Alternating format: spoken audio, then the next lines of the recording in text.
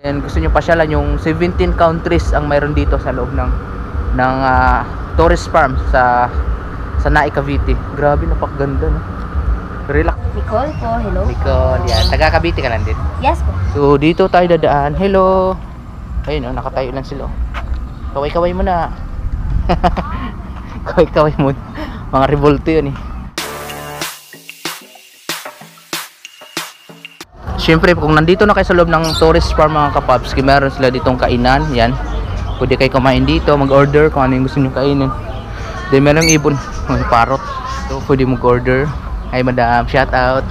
Ano ba yung ano dito? Per order ba yung ano dito? Yes po. Meron po kami mga sharing, ito mga pala yung menu. breakfast, may solo po. Yan po. Ano oras kayo open madam? Open po kami ng 10 a.m. to 7 p.m. 7 p.m. lang, ano? So dito pwede kayo mag-order. Yan. May price naman dito kung anong orderin nyo nakikita dito mga kapaps. Ano? Dami. Ay sorry. Hanggang 7 p.m. lang kayo na.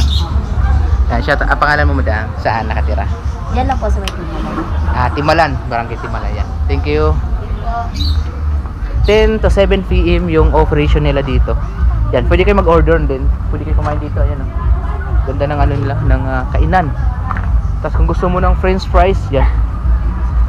French fries, di ba? So, ayan. Ang tawag nito mga kapapski, Hawaiian Cafe. So, tourist farm and resort. Ayan o, yung menu nila, yan. Yan, ito yung pinaka-entrance doon sa may unahan. Yun yung pinaka-entrance. Pagpasok mo doon mga kapaps, diretso ka dito, di ba? Tapos dito mo na makikita yung ano, yung ibang klaseng mga ano kasi dito, no? Dito naman parang sa ibang bansa rin dating nito.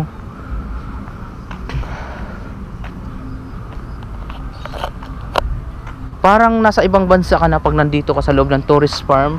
Doon syempre ito, di ko alam, sa Alaska ata nakikita ito, itong mga bahay na to. Ano, ang ganda. So dito tayo dadaan. Hello. Ayun, oh, nakatayo lang sila. Kaway-kaway mo na. So dito mga kapaps, yan, grabe. Solid oh. So located po ito ha sa ano, Barangay Sabang, Naik, Cavite. Doon sa may mismong outpost ng barangay, may entrance po doon ng tourist farm. Yan. Sir, kayo yung bantay dito. Opo. Hanggang anong oras sa operation nito? Bali kapag weekdays sir, 9 Sama ka PM. dito. Anong oras sa operation? Bali kapag weekdays 9 PM, kapag weekend hanggang 11 PM ang operate ng pool. Pag weekdays hanggang 9 yung open.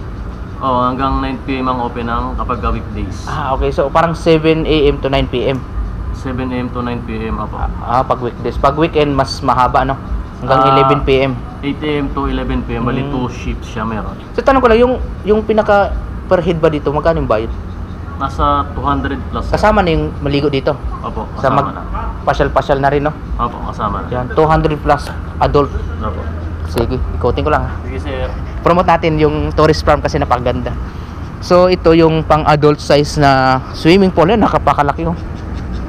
Ang linaw mga kapapski. Yan, adult size to. Nasa almost 30 meters yung haba ng falls.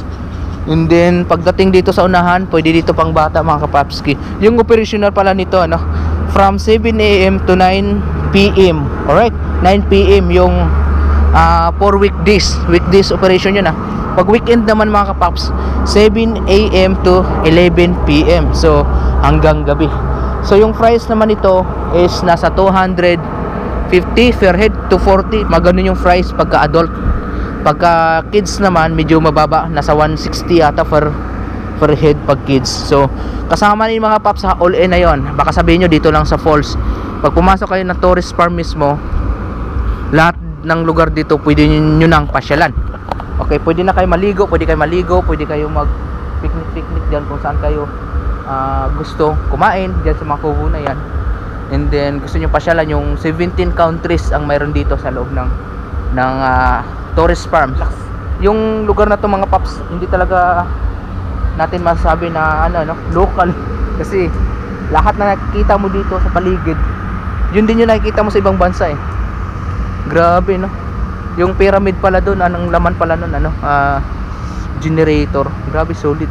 Mamaya papakita natin kasi bubuksan nila yung mga ilaw. Then meron din dito pwede rentahan ng mga rooms kung gusto niyo mag-overnight.